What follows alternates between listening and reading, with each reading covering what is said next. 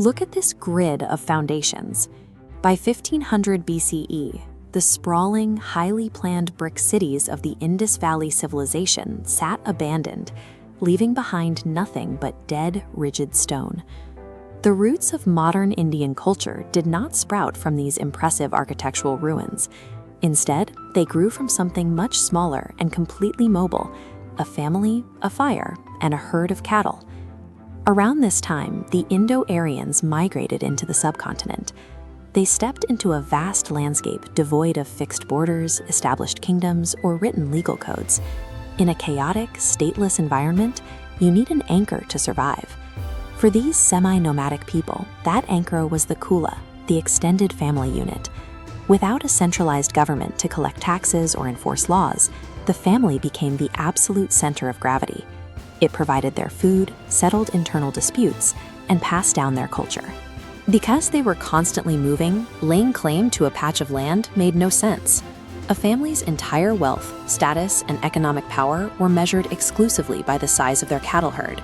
Cattle were so vital to survival that the early Aryan word for war, gavisti, literally translates to the search for cows. Skirmishes were rarely fought over territory. They were fought to capture another tribe's livestock. Inside the kula, the eldest male, the kulapa, made the final decisions. But zoom out to the wider tribe and you see a remarkably fluid society. A person's occupation was based on their actual skills and daily work, not dictated by the family they were born into. We also see women holding a strong social position. They had access to education, composed hymns, and actively voted in tribal assemblies like the Sabha and the Vedatha. This early Vedic society operated fairly equally out of pure pragmatism.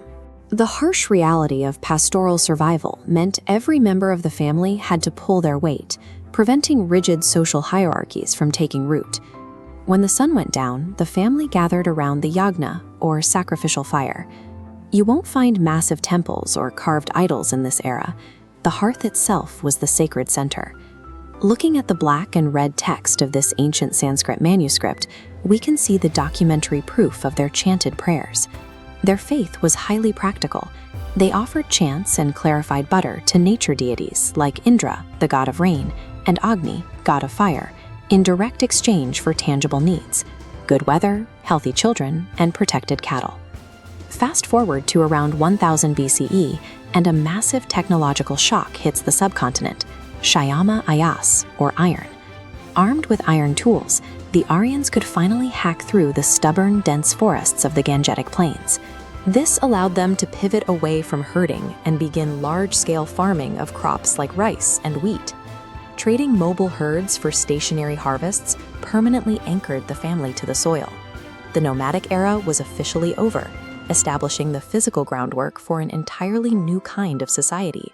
Once a family could farm a plot of land, claiming and defending that territory became paramount. Soil completely replaced cattle as the ultimate source of wealth, directly driving the rise of permanent kingdoms known as Janapadas. Geographic stability brought social rigidity. Once fluid family roles locked into place, creating a rigid, birth-based Varma system where bloodline dictated your profession. Women bore the brunt of this hierarchy. They were pushed out of assemblies, stripped of inheritance, and subjugated within the family structure. Even the family hearth changed.